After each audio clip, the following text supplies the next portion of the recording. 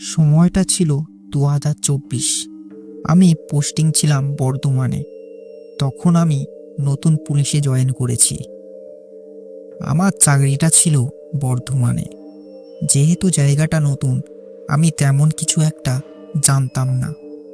এমন একদিন রাতে আমার নাইট ডিউটি ছিল। সেই নাইট ডিউটিতে আমরা দুজন অফিসার ছিলাম। আমাদের ডিউটি ছিল রাত 1টা থেকে ভোর 3টে পর্যন্ত। রাতে যে কটা বড় গাড়ি আসবে তাদের কাগজ দেখা। আমরা তখন ডিউটি করছিলাম ঠিকঠাক মতো।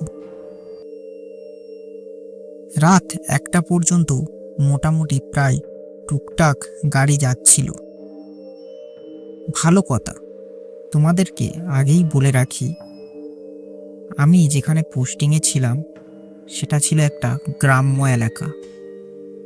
আর সময়টা ছিল তখন শীতকাল, তাই সন্ধ্যের পর লোকজন কেউ বাইরে ছিল না।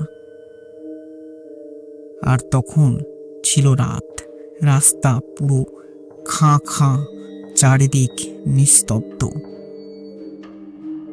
রাস্তার পাশে একটা বড় বটগাছ ছিল। কিছুক্ষণ পর আমরা সেখানে দুজন একটা জিনিস খেয়াল করলাম।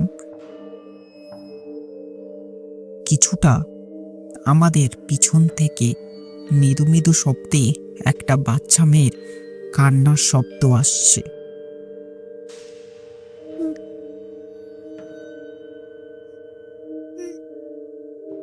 আমাদের মনে হলো যত সম্ভব সেই বটগাছের পিছন থেকে সেই কান্নার শব্দটি আসছে। আমরা দুজন আস্তে আস্তে লাইটটা নিয়ে সেই বটগাছের দিকে গিয়ে দাঁড়ালাম। আর সঙ্গে সঙ্গে আমরা যে দৃশ্য দেখলাম তার জন্য আমরা কোনো রকমভাবে মোটেও প্রস্তুত ছিলাম না।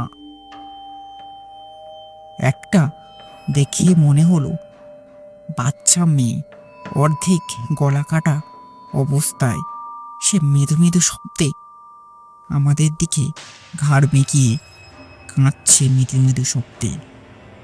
আমাদের দেখে মনে হলো সেই মেয়েটিকে কেউ যেন নিষ্ক্রিয়ভাবে হত্যা করেছে।